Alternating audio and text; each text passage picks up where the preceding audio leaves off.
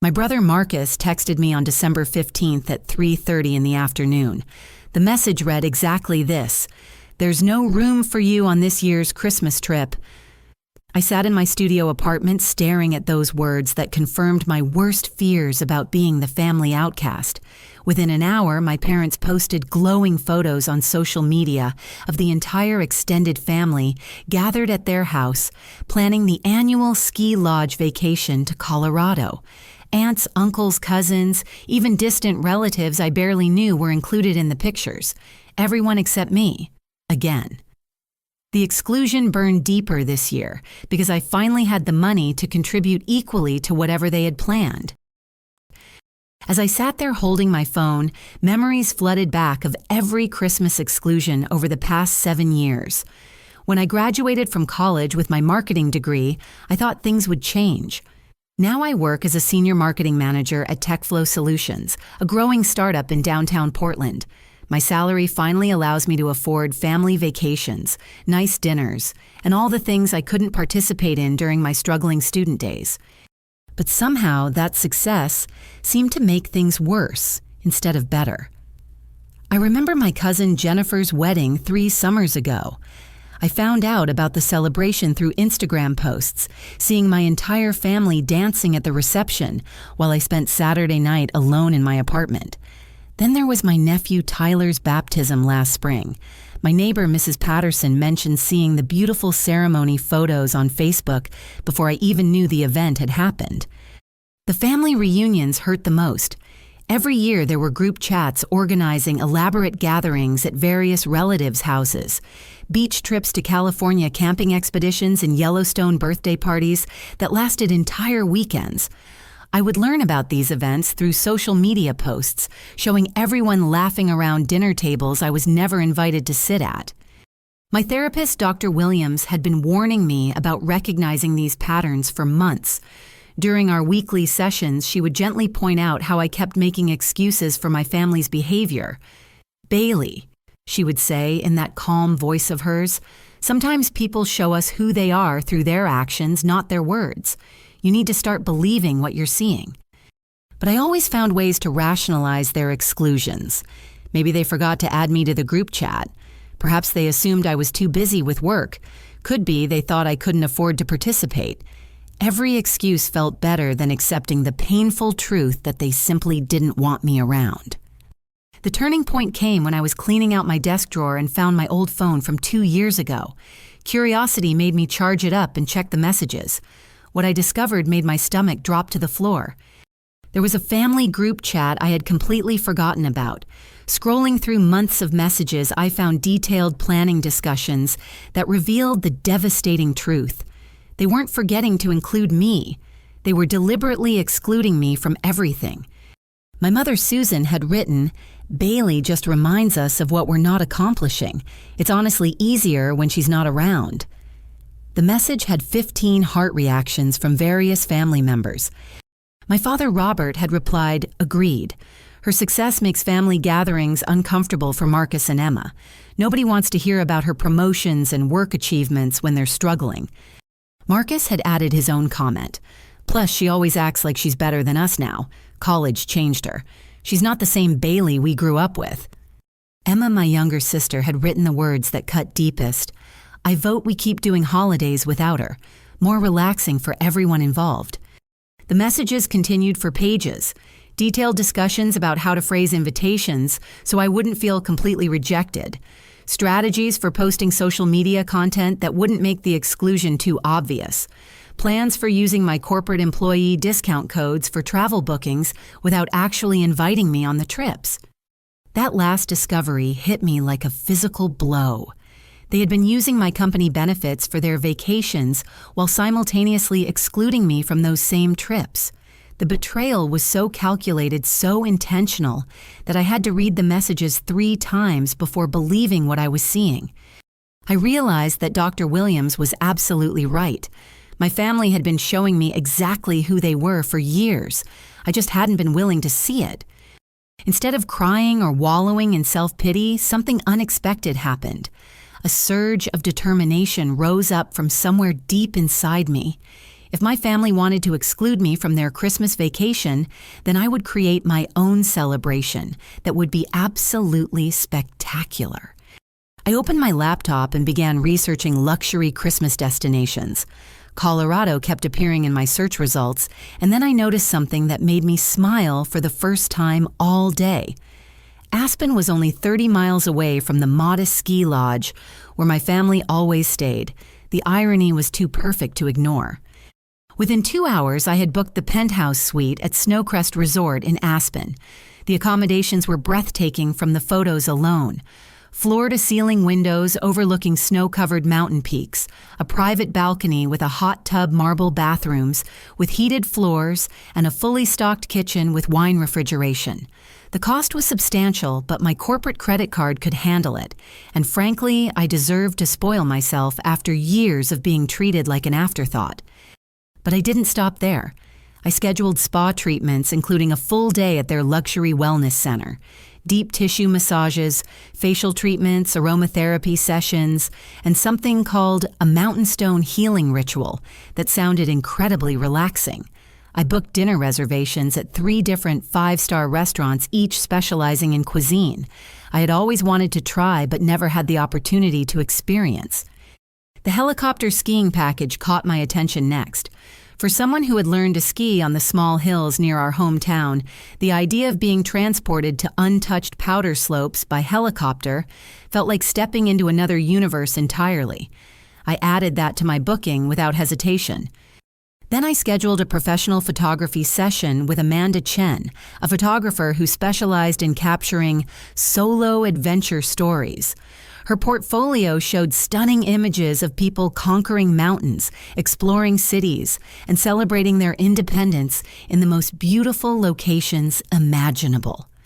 I wanted documentation of my first Christmas celebration, where I was the priority, where every decision was made for my happiness and nobody else's comfort. As I was finalizing these arrangements, something nagged at the back of my mind. The booking confirmation emails from my family's ski lodge looked familiar. I pulled up the corporate travel portal that TechFlow Solutions uses for employee business trips and compared the formatting. My blood ran cold when I realized what I was looking at. Their lodge reservation was made through our company's corporate travel partner. Not only that, but the booking confirmation showed they had used my employee discount code to get reduced rates, a discount code I had never given them access to. Digging deeper into the travel portal, I discovered this wasn't the first time. They had been using my corporate benefits for 3 years running. Every single Christmas vacation, every summer, family gathering, every weekend getaway had been partially funded through unauthorized use of my employee discounts. The total amount was staggering. Over $8,000 in fraudulent charges that could not only cost me my job, but potentially result in criminal charges if the company discovered the misuse. Corporate travel benefits are strictly monitored, and unauthorized sharing of employee codes violates both company policy and federal regulations. I sat staring at the computer screen, feeling a mixture of rage and disbelief. Not only had they excluded me from their family activities, but they had been stealing from me to fund those very exclusions. They were literally using my own resources to pay for vacations I wasn't invited to attend. My phone rang, interrupting my discovery. Chloe Martinez, my closest friend from work, was calling during her lunch break. "Hey Bailey, how are the Christmas plans coming along? Are you doing the usual family ski trip this year? So balmy." I almost laughed at the question. "Actually, Chloe, I'm planning my own vacation this year, going solo to Aspen for some luxury relaxation." "That sounds amazing. Good for you for treating yourself. You work so hard, you definitely deserve some pampering." There was a pause, and then Chloe's voice changed slightly. "Actually, Bailey, I need to tell you something kind of weird. Your brother Marcus contacted me last week through LinkedIn. He was asking about your company perks and whether I could help hook up your family with more travel discounts. I thought it was strange since he's never talked to me before."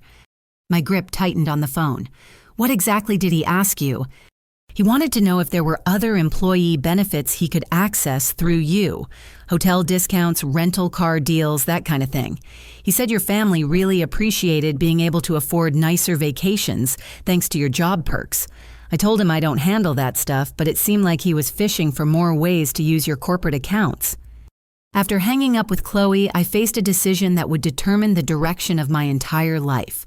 I could report the corporate travel fraud to my company's human resources department and watch my family face serious legal consequences. Or I could stay silent, continue enabling their theft, and spend the rest of my life being their victim. The choice should have been obvious, but cutting ties with family is never simple, even when they've been exploiting you for years. These were the people who raised me, who knew me before I became successful, who shared decades of history and inside jokes and childhood memories. But then I remembered my mother's words from the group chat. It's easier when she's not around. I thought about my father agreeing that my success made everyone uncomfortable. I pictured my siblings voting to exclude me from holidays while simultaneously stealing from me to fund their own celebrations. That's when I realized I wasn't cutting ties with family. I was finally recognizing that they had already cut ties with me years ago. They had just been keeping me around as a resource to exploit while making sure I never felt truly welcome or wanted. Fueled by anger and determination to understand the full scope of what had been happening, I began digging deeper into my family's recent interactions with my life. What I discovered over the next few hours was so much worse than unauthorized travel bookings. I started by calling my ex-fiancé David Thompson. We had broken up 2 years ago, and while the split was amicable, I never fully understood why he suddenly became distant and started questioning whether we wanted the same things in life. "Bailey, I'm surprised to hear from you," David said when he answered. His voice was warm but cautious. "David, I need to ask you something, and I hope you'll be honest with me. When we were engaged, did any of my family members contact you directly?" There was a long silence. Then David sighed deeply. "Your brother Marcus called me several times during the last few months of our relationship. He said he was concerned about you, that you were becoming too career-focused and would never prioritize marriage or family the way I deserved. He suggested I should find someone more family-oriented who wouldn't put work before relationships." My heart sank. What else did he say? He told me you had always been ambitious to the point of selfishness, even as a kid, that you would never be satisfied with a normal life in Portland, that you would eventually leave for some big city job and abandon whoever you were with. Marcus said he was trying to save me from getting hurt when you inevitably chose your career over our marriage. The manipulation was breathtaking in its cruelty. Marcus had systematically destroyed my engagement by feeding David lies about my character and priorities. David, who loved me but had his own insecurities about not being ambitious enough, had been the perfect target for this kind of psychological warfare. David, none of that was true. I loved you, and I wanted to build a life together here in Portland. I never had any plans to leave or prioritize work over our relationship. I'm starting to realize that now, Bailey. After we broke up, Marcus stayed in touch with me for months. He kept asking questions about your dating life, whether you seemed upset about our split, if you had mentioned any regrets about choosing career over family. It felt strange, but I thought he was just being protective. After hanging up with David, I called my college roommate, Sarah Kim. We'd been inseparable during our 4 years at Oregon State University, but our friendship had gradually faded after graduation. I had always assumed we simply grew apart, as people do, but now I wondered if there was more to the story. Sarah answered on the first ring, and her voice immediately brightened when she heard mine. "Bailey, it's so good to hear from you. I've been thinking about calling you for months, but I wasn't sure if you'd want to hear from me." "What do you mean, Sarah? Why wouldn't I want to hear from you?" "Well, after what your sister told me about how you felt about our old college friends, I figured you had moved on from those relationships." My stomach clenched. What did Emma tell you? "She reached out to me about a year after we graduated, said she was worried about you because you had mentioned feeling like your college friends weren't ambitious enough anymore. that you found our conversations boring compared to your new work colleagues and you were embarrassed by how ordinary our lives were compared to your success. The lies were so specific, so calculated to hurt both me and Sarah. Emma had known exactly which insecurities to target. Sarah had always been self-conscious about taking a teaching job instead of pursuing something more lucrative. She was the most genuine, caring person I knew, and the idea that she believed I looked down on her choices made me feel sick. Sarah, I never said any of those things. I've missed our friendship terribly. Emma made all of that up. But why would she lie about something like that? It was a fair question, and the answer was becoming clearer with each revelation. My family had been systematically isolating me from anyone who might provide support or validation outside of their control. By destroying my romantic relationship and my closest friendship, they ensured that I remained dependent on them for social connection, even as they excluded me from their activities. But the discoveries weren't finished. When I got home that evening, I found Mrs. Patterson, my elderly neighbor from the apartment next door, waiting in the hallway. "Bailey, dear, I'm so glad I caught you. I've been meaning to talk to you about the parking situation." "What parking situation, Mrs. Patterson?" "Well, your family has been using your garage space for months now. They told our building manager, Mr. Rodriguez, that you had moved away permanently and wouldn't be needing the spot anymore. I thought it was strange since I still see you coming and going, but they seemed so sure about the arrangement. My assigned parking space was part of my lease agreement, and I had been wondering why it was always occupied when I came home from work trips. I had been parking on the street and paying meter fees for months, assuming there was some mistake with the building management. They also asked Mr. Rodriguez to redirect your mail to their address," Mrs. Patterson continued. "Said you had asked them to handle your correspondence while you were transitioning to your new living situation. I hope you don't mind, but I thought that seemed unusual, so I mentioned it to you." Mail redirection explains so much. I had been missing important financial documents, credit card statements, and even a job offer from a prestigious marketing firm in New York. I had assumed the postal service was being unreliable, but my family had been intercepting my mail for months. The final devastating discovery came when Mrs. Patterson mentioned something else. "Oh, and Bailey, I was so sorry to hear about your grandmother's passing last spring. Such a lovely woman. I was surprised you weren't able to make it to the funeral given how close you two were." My world stopped spinning. "What funeral, Mrs. Patterson?" "Your grandmother Rose's funeral. Your parents mentioned that you were traveling for work and couldn't get back in time for the service. They seemed very sad that you couldn't be there to say goodbye." Grandma Rose had died last spring, and nobody had told me. The woman who had encouraged my education, who had sent me care packages during college, who had always believed I could achieve anything I set my mind to, had passed away while I was completely unaware. I called my parents immediately, my hands shaking as I dialed. "Bailey." My mother's voice was cautious. "Mom, Mrs. Patterson just told me that Grandma Rose died.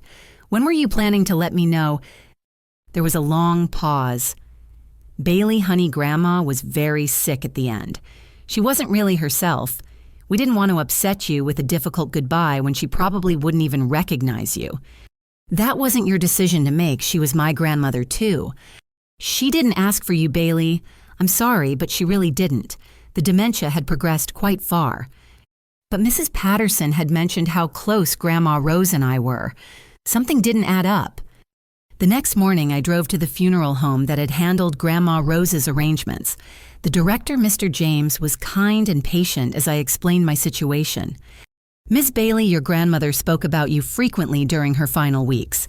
She specifically requested that we contact you directly if anything happened to her. She was concerned that family communication might not reach you reliably." He pulled out a file with my grandmother's final instructions. "She left specific provisions in her will for you, including a personal letter. She also expressed disappointment that none of her family members had told her about your recent work promotion or your engagement to David. She felt very disconnected from your life and wanted to make sure you knew how proud she was of your accomplishments." My grandmother had died believing I was still engaged to David, unaware that her family had hidden my breakup from her, just as they had hidden her death from me.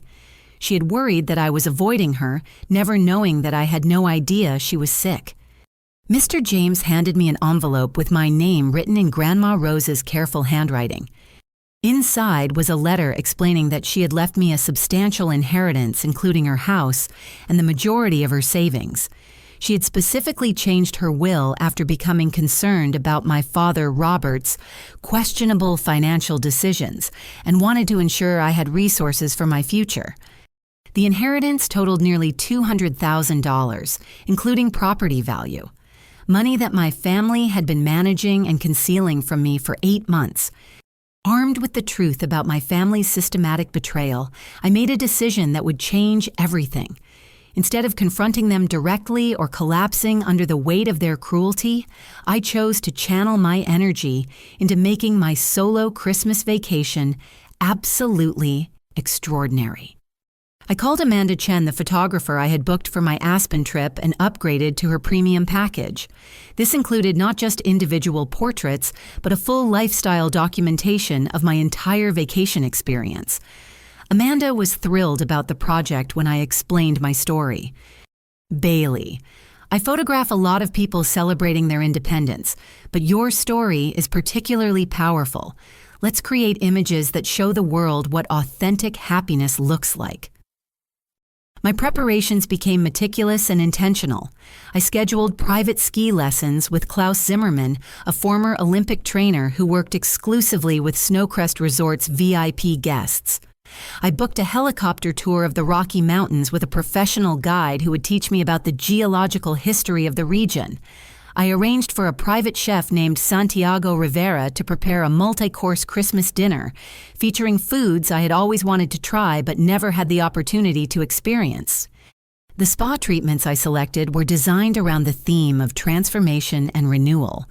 A full-day wellness retreat that included meditation sessions, therapeutic massages, and something called a chakra realignment ceremony that sounded both relaxing and empowering. But the most important preparation was internal. I spent hours writing in my journal, processing the emotions that came with discovering the extent of my family's betrayal. Dr. Williams helped me understand that their behavior wasn't a reflection of my worth as a person, but rather a symptom of their own insecurities and moral failings. Bailey. She explained during an emergency therapy session, people who systematically isolate and exploit others are operating from a place of deep inadequacy. Your success and independence threatened their ability to control the family narrative. Excluding you wasn't about you not being good enough. It was about you being too good for the roles they wanted you to play. Christmas week arrived and I flew to Colorado feeling nervous but determined. The Snowcrest Resort exceeded every expectation I had built up in my mind. The penthouse suite was more beautiful than the photos suggested, with panoramic mountain views that literally took my breath away. The December snow was perfect powder, and the mountain air felt crisp and clean in my lungs. My first day of skiing with Klaus revealed that I was a much better athlete than I had ever given myself credit for. Growing up, my family had always positioned me as the bookish one who wasn't good at sports. But Klaus quickly moved me from intermediate slopes to advanced runs, praising my natural balance and fearless approach to challenging terrain. Bailey, you have excellent instincts. Have you been skiing long? Just on small hills back home. My family always said I wasn't coordinated enough for serious skiing. Klaus looked genuinely puzzled. Your family was mistaken. You're one of my most naturally gifted students. That evening, Amanda began our photography session with candid shots of me cooking dinner in the penthouse kitchen, reading by the fireplace, and enjoying wine on the balcony hot tub. The images she captured showed a version of myself I had never seen before. Confident, relaxed, genuinely happy. Not performing happiness for other people's comfort, but actually experiencing joy for my own satisfaction. Over the following days, the photography evolved into something magical. Amanda captured me conquering black diamond ski slopes, laughing during helicopter flights over snow-covered peaks, savoring exquisite meals prepared by Santiago, and experiencing pure bliss during spa treatments. But the most powerful images were the quiet moments. Me writing in my journal by the fireplace, me reading a book in complete solitude without checking my phone for family messages that never came, me raising a champagne glass to toast myself on Christmas Eve, celebrating the discovery of my own strength and worth. I began sharing these images on my Instagram and Facebook accounts with captions about choosing yourself, celebrating independence, and finding peace in solitude. The posts were honest about my journey without being vindictive toward my family. I wrote about learning to prioritize my own happiness, discovering hidden strengths, and finding beauty in unexpected places. The response was immediate and overwhelming. Friends from college, former coworkers, neighbors, and even strangers began commenting with their own stories of family dysfunction and personal growth. The posts resonated with people who had felt excluded, undervalued, or taken for granted by the people closest to them. Within 3 days, my story had been shared hundreds of times. A lifestyle blogger named Hannah Pierce, who had nearly 50,000 followers, reposted my images with the caption, "This is what self-love looks like." Sometimes the greatest gift is being brave enough to celebrate yourself. Hannah's post exploded across social media platforms. Thousands of people began sharing my story, adding their own experiences of family rejection and personal triumph.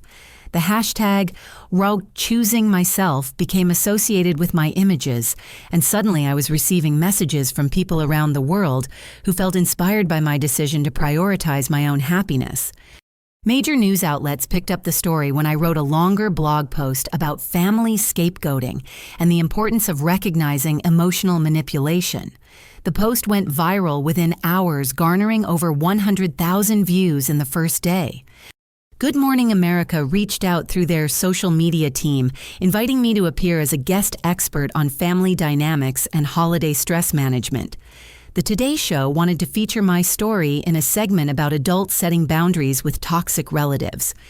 Meanwhile, my employer TechFlow Solutions was receiving positive attention for having employees who were articulate advocates for mental health and personal empowerment. My boss, Jennifer Walsh, called to congratulate me on the excellent publicity and to discuss a promotion opportunity that had emerged due to the visibility of my communication skills. Bailey, we're creating a new position for Regional Marketing Director, and after seeing how you've handled media attention this week, I think you'd be perfect for the role. It comes with a significant salary increase and the opportunity to work with clients across the entire Pacific Northwest. While my life was transforming in the most positive ways imaginable, my family's budget ski lodge vacation was becoming a complete disaster. I learned about their troubles through mutual acquaintances who were following both my triumphant social media posts and my family's increasingly desperate updates from their modest accommodations. Marcus had broken his leg on the first day of skiing due to worn-out equipment they couldn't afford to replace properly. The injury was severe enough to require emergency room treatment and would need surgery once they returned to Portland. Emma's children had contracted food poisoning from the lodge's restaurant, which had been cited by health inspectors for multiple violations. My parents were arguing constantly about money, with their fights becoming loud enough that other guests complained to lodge management. The contrast between my luxury experience and their chaotic vacation was becoming apparent to everyone following our respective social media accounts. People began recognizing my family members from my previous posts and commenting on their accounts with questions about why they had excluded me from their plans. The viral attention reached its peak when my company's legal department discovered the unauthorized use of my corporate travel benefits. Instead of firing me for the policy violation, they offered me whistleblower protection and initiated legal action against my family for fraud. Jennifer Walsh called me personally to explain the company's position. "Bailey, we've reviewed the unauthorized use of your employee codes, and it's clear you were the victim of identity theft rather than a willing participant in any policy violation. TechFlow Solutions has a zero-tolerance policy for fraud and will be pursuing full legal remedies against the individuals who exploited your accounts. For the first time in years, I felt like someone was truly protecting my interests instead of exploiting them. My family's ski lodge vacation ended 3 days early when Marcus's broken leg required immediate surgery back in Portland. They returned home to discover that my story had gained national media attention, and their own social media accounts were flooded with criticism from strangers who had followed my journey. Emma called me while I was enjoying a peaceful morning meditation session at the Snowcrest Resort Spa. "Bailey, you need to come home right now. Marcus is in the hospital and the family is falling apart. We need you to fix this mess you've created with your selfish social media posts." The entitlement in her voice was breathtaking. After years of excluding me from family activities, stealing my money and sabotaging my relationships, she expected me to drop everything and rescue them from the consequences of their own actions. "Emma, I'm not coming home early. Marcus's injury isn't my responsibility, and neither is managing the family's public image problems."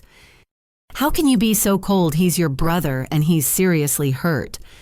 "He's the brother who convinced my fiancé to break up with me and who has been using my corporate accounts to steal thousands of dollars for family vacations I wasn't invited to attend. I'm not responsible for his medical bills or his recovery." Emma's tone shifted from pleading to aggressive. "You've always been selfish, Bailey, but this is a new low. Abandoning your family when we need you most just proves everything we've said about you." I hung up on her and blocked her number. 2 hours later, my parents appeared at the Snowcrest Resort.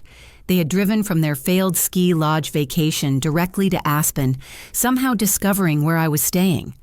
Hotel security called my room to inform me that Robert and Susan Bailey were demanding to see me and claiming there was a family emergency.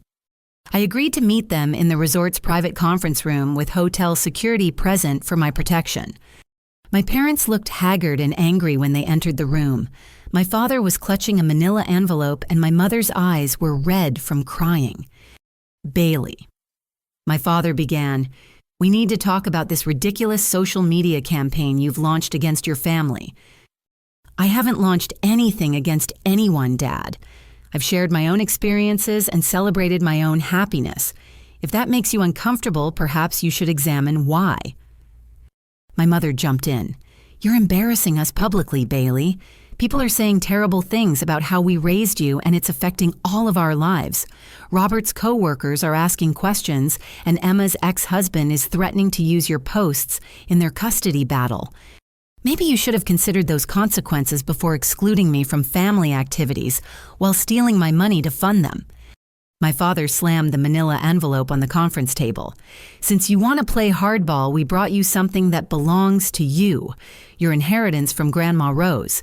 We were waiting for the right time to give it to you, but clearly you can't be trusted to handle family matters privately."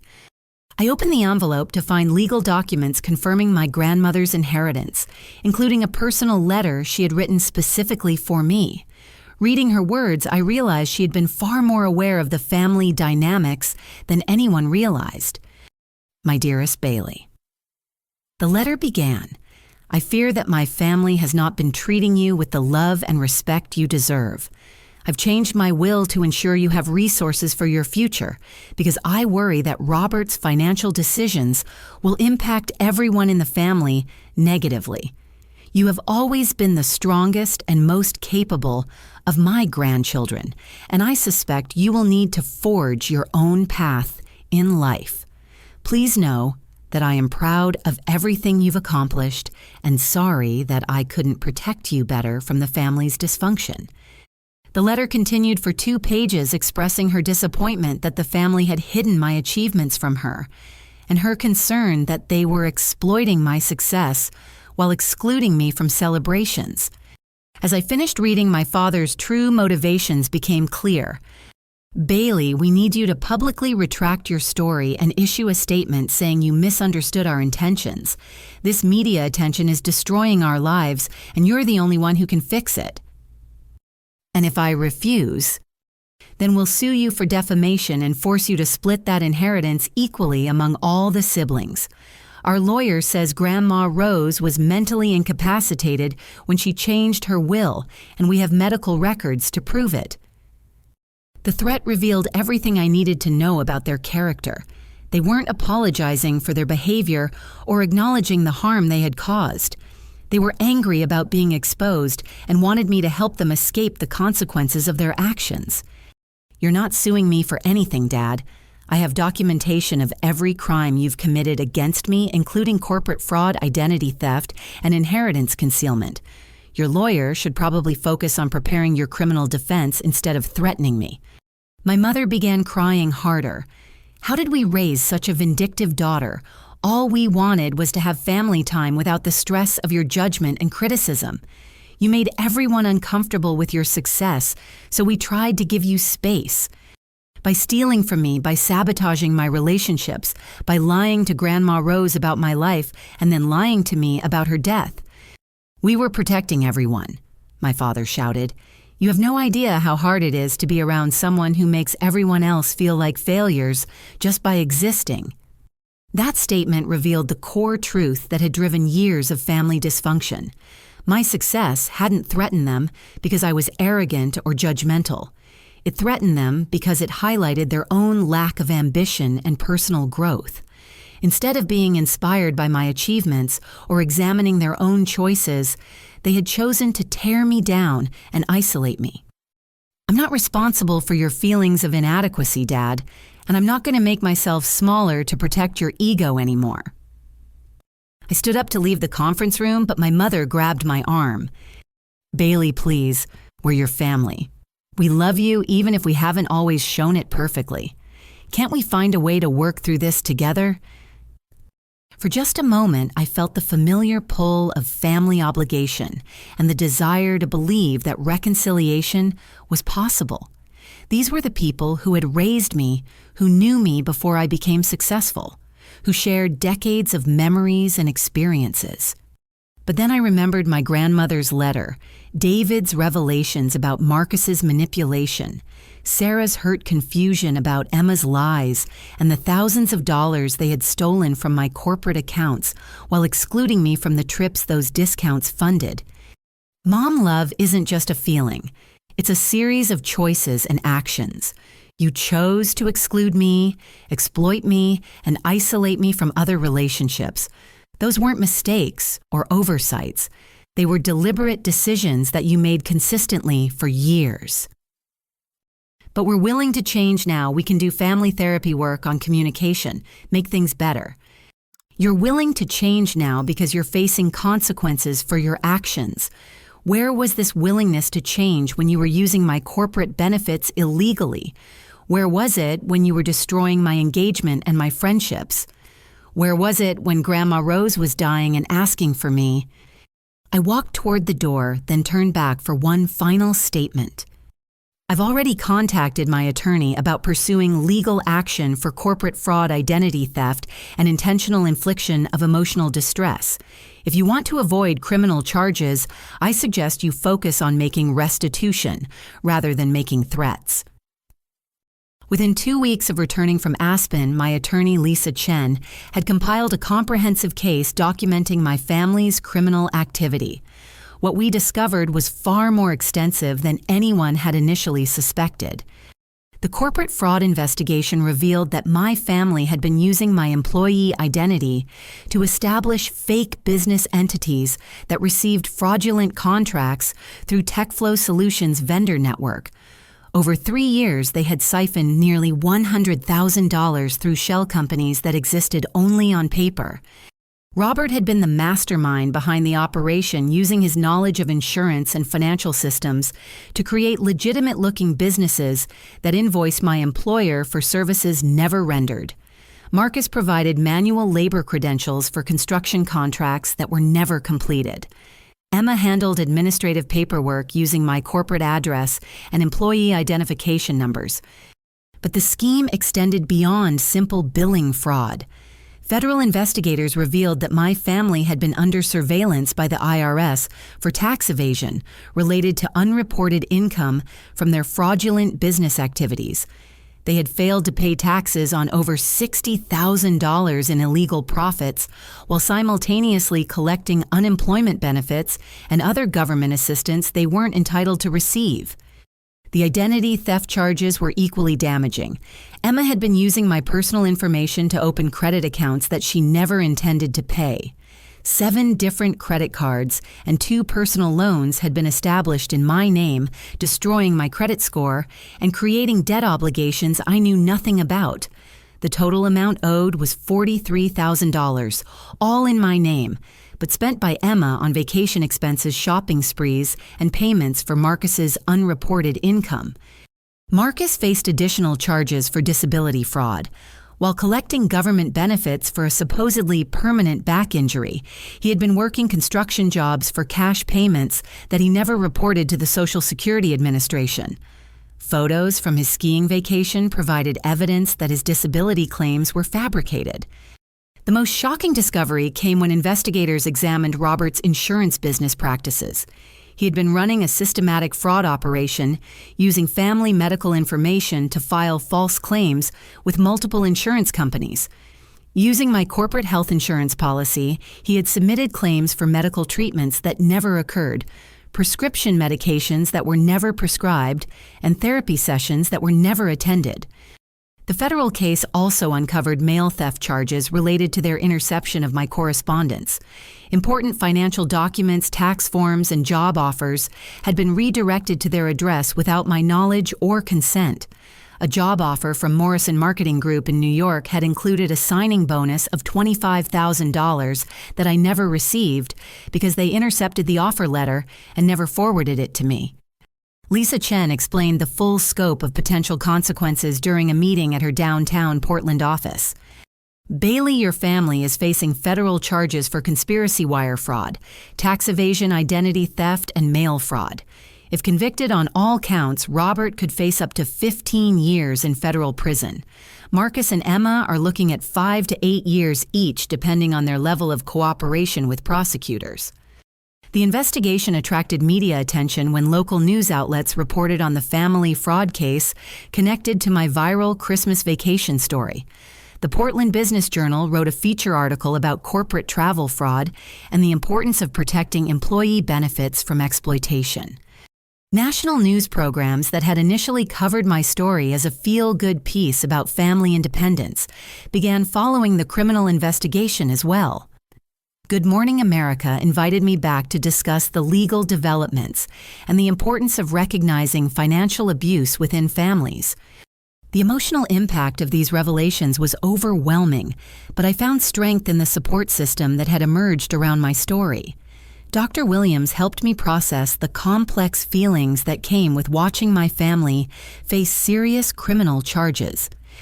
Bailey, it's normal to feel conflicted about these consequences, even though their actions clearly warrant legal accountability. They're still the people who raised you, and seeing them face prison time is traumatic, regardless of what they did to you. Thousands of people following my story shared their own experiences of family financial abuse and manipulation. Support groups formed on social media where people discussed boundary setting, recognizing red flags, and healing from family trauma. The most meaningful support came from extended family members I hadn't spoken to in years. My cousin Jennifer, whose wedding I had learned about through Instagram, reached out with a shocking revelation. Bailey, I need you to know that we were told you didn't want to come to my wedding. Uncle Robert said you thought our family gatherings were beneath you now that you had a college degree and a professional job. We believed him because we didn't know any better, but seeing your story made me realize we were all being manipulated. Other relatives emerged with similar stories. My Uncle Paul had been told I was too busy with work to attend family reunions. My Aunt Linda believed I had specifically requested not to be invited to holiday gatherings because I found them stressful and unproductive. My cousin Mike thought I had moved away from Portland permanently and didn't want to maintain family relationships. Robert had been systematically lying to the entire extended family for years, isolating me from potential support systems while positioning himself as the reasonable family member, trying to protect everyone's feelings. The manipulation was so comprehensive that even relatives who liked me had been convinced I was the problem. The legal proceedings moved quickly once federal investigators completed their evidence gathering. Faced with overwhelming documentation of their crimes and the prospect of lengthy federal prison sentences, my family chose to accept plea agreements rather than risk trials. Robert pleaded guilty to conspiracy wire fraud and tax evasion in exchange for a 5-year federal prison sentence and full restitution of stolen funds. Marcus accepted a 3-year sentence, plus supervised probation and community service requirements. Emma received 2 years in federal prison, with the possibility of early release if she completed financial responsibility counseling. My mother, Susan, who had cooperated fully with investigators and provided evidence against the others, received a suspended sentence with community service and mandatory therapy for enabling financial abuse within families. The restitution payments would take years to complete, but the court ordered immediate repayment of my stolen inheritance funds and the correction of all fraudulent accounts established in my name. My credit score began improving as soon as the identity theft charges were officially resolved. 1 year later, my life bears no resemblance to the isolated, manipulated existence I had been living before that transformative Christmas trip to Aspen. The journey from family victim to empowered advocate has exceeded every dream I could have imagined for myself. My professional life has flourished beyond my wildest expectations. The promotion to regional marketing director came with a salary increase of $40,000 annually, plus equity options in TechFlow Solutions. My media appearances discussing family dynamics and workplace fraud prevention led to consulting opportunities with major corporations developing employee protection programs. The book deal for my memoir, Choosing Myself: A Journey from Family Manipulation to Personal Freedom, was finalized with a substantial advance from a major publishing house. The book is scheduled for release next Christmas, exactly 2 years after my solo Aspen vacation. Early reviews from industry professionals praise the work for its honest examination of family dysfunction and practical guidance for adults setting boundaries with toxic relatives. Speaking engagements have become a significant part of my career. Universities invite me to address students about recognizing manipulation in personal relationships. Corporate conferences book me to discuss workplace fraud prevention and the importance of protecting employee resources. Mental health organizations feature my story at fundraising events focused on adult family trauma recovery. But the most meaningful professional development has been my role as a spokesperson for the National Association of Financial Fraud Survivors. This organization provides resources and legal assistance for people experiencing financial abuse from family members, romantic partners, or close friends. My visibility has helped thousands of people recognize similar patterns in their own lives and seek appropriate help. My personal life has transformed just as dramatically. Moving to New York City for an expanded role with TechFlow Solutions East Coast operations provided the fresh start I needed to build relationships based on mutual respect and genuine affection. I met Jonathan Rivera at a support group for adults estranged from toxic family members. He works as a nonprofit director helping people escape family manipulation and abuse, so he understood the complexities of my healing journey without any explanation or justification required. Our relationship developed slowly and naturally built on shared values of authenticity, emotional health, and personal accountability. Jonathan had experienced similar family dynamics with parents who undermined his education and sabotaged his early career opportunities because his success highlighted their own limitations. His insight into family scapegoating patterns helped me understand that my experience wasn't unique or shameful, but rather a common form of psychological abuse that many people survive and overcome. Our relationship is everything my engagement to David could have been if Marcus hadn't systematically destroyed it with lies and manipulation. Jonathan celebrates my achievements instead of feeling threatened by them. He encourages my independence rather than trying to control my choices. Most importantly, he understands that love means protecting and supporting your partner's growth, not undermining it for your own comfort. The Rose Foundation, which I established using my grandmother's inheritance, has become my greatest source of personal fulfillment. The organization provides financial assistance, legal resources, and emotional support for adults escaping family manipulation, financial abuse, and systematic exclusion from family systems. In our first year of operation, the foundation helped over 300 people, with everything from emergency housing funds to legal fees for prosecution of family fraud cases.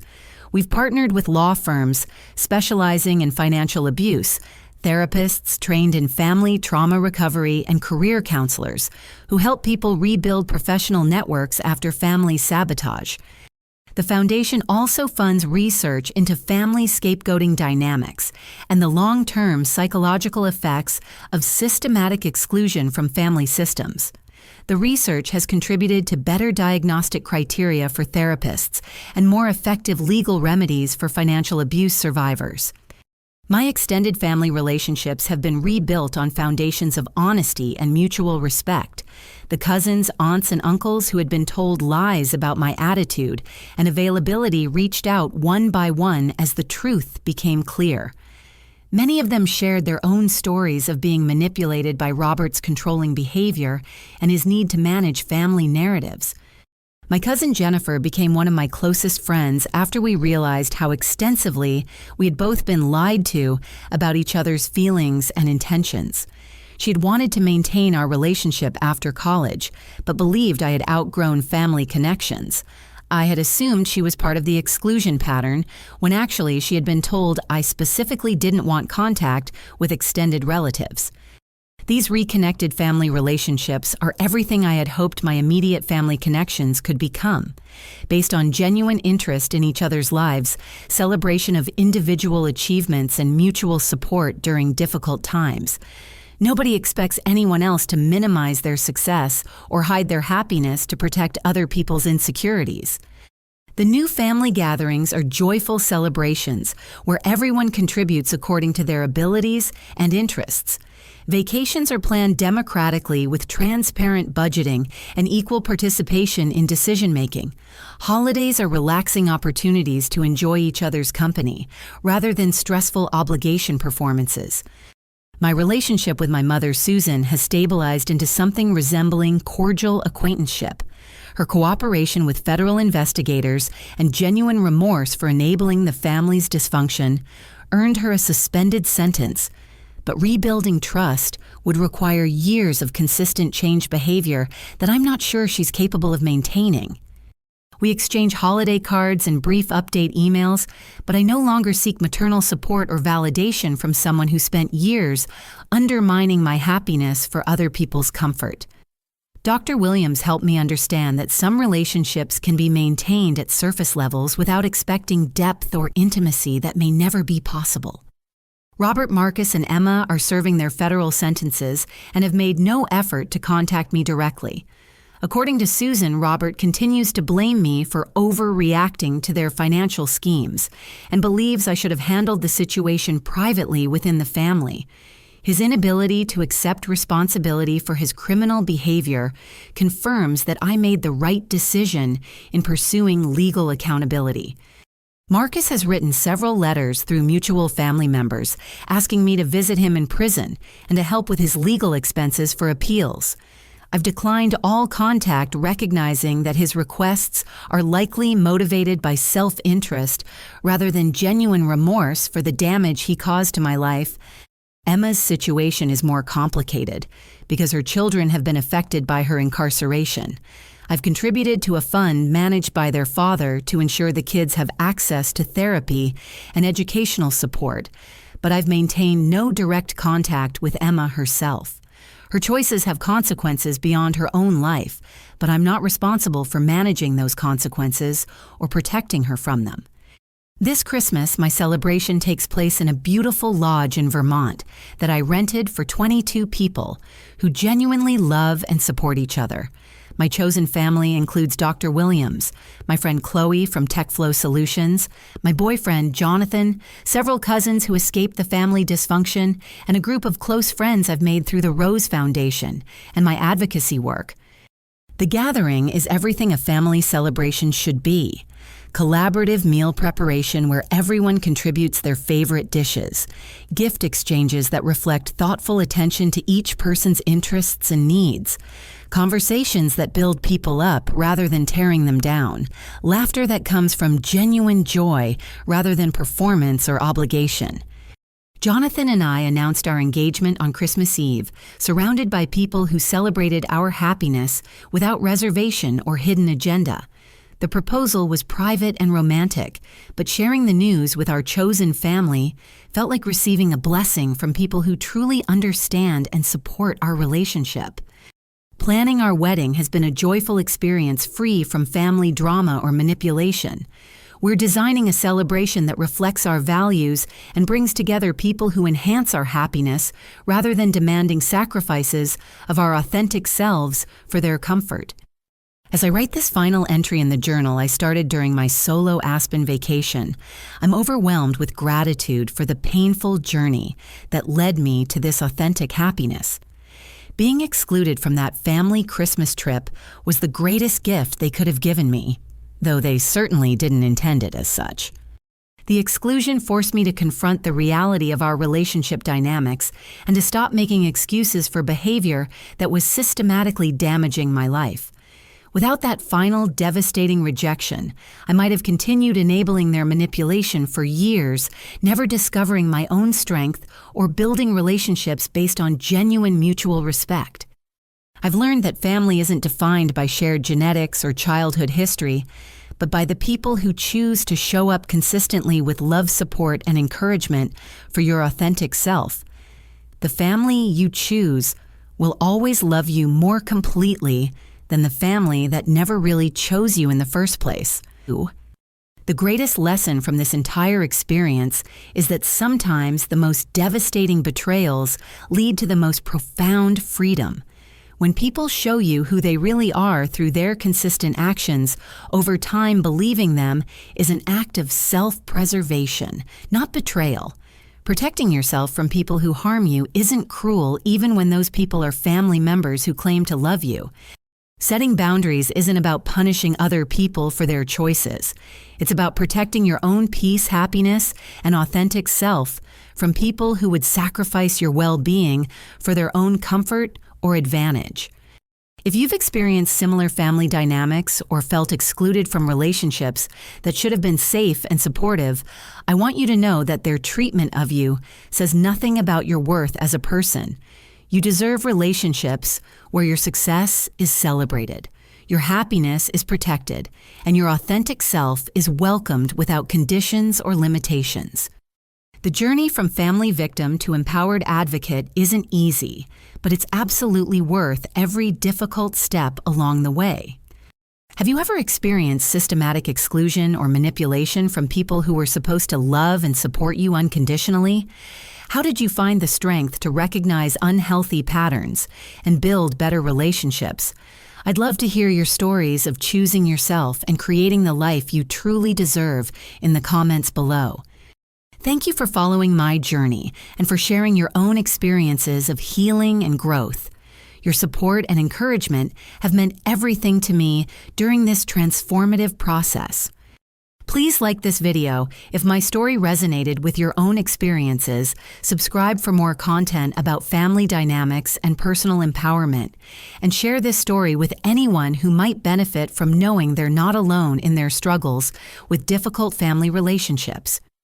I wish you all the courage to choose yourself, the wisdom to recognize your own worth, and the strength to build relationships that truly celebrate who you are.